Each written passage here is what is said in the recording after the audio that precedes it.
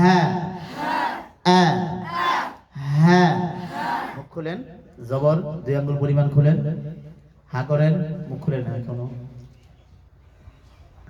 হ্যাঁ হ্যাঁ।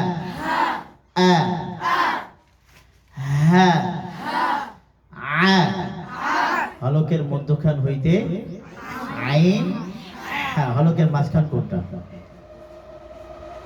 এটা সোজা হইলে তো মাঝখান দিয়ে দিই না।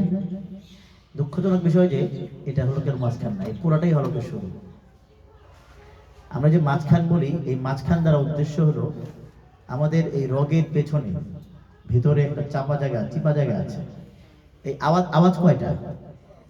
একটা না? এই আওয়াজটা যখন ওই চিপা জায়গা থেকে বের হয়ে আসে তখন আমরা চাপ দিই, তখন আইন তৈরি হয়। বুঝতে পারছি?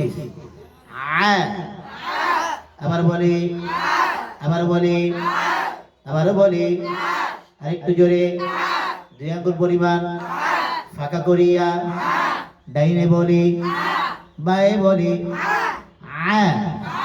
মুখ খুলিয়া, আরো খুলিয়া। আমাদের দেশে কিছু মানুষ আছে ভাই বলে আইনকে আলহামদুলিল্লাহি রাব্বিল আলামিন, পাতলা হবে। বুঝে আসছে? অনেকেই আইনের মধ্যে অনেক চাপ দিয়ে আইনকে নষ্ট করে ফেলে, এরকম করে ফেলে। এটাও ঠিক না। আইন অত্যন্ত চাপ হবে না, আইন একটা মধ্যম হরফ। কি হরফ? হালকা চাপে। আবার বলে, আবার বলে, আলামিন, কাইফা ফাআলা। খাতা সংগ্রহ করবেন, খাতা সংগ্রহ করবেন। কিছুই বলে না। বাংলা বুঝেন তো না? আপনি কান ধরছেন কেন? কি কথা বলতে পারে না? কান ধরছেন কেন? খাতা না এই জন্য না?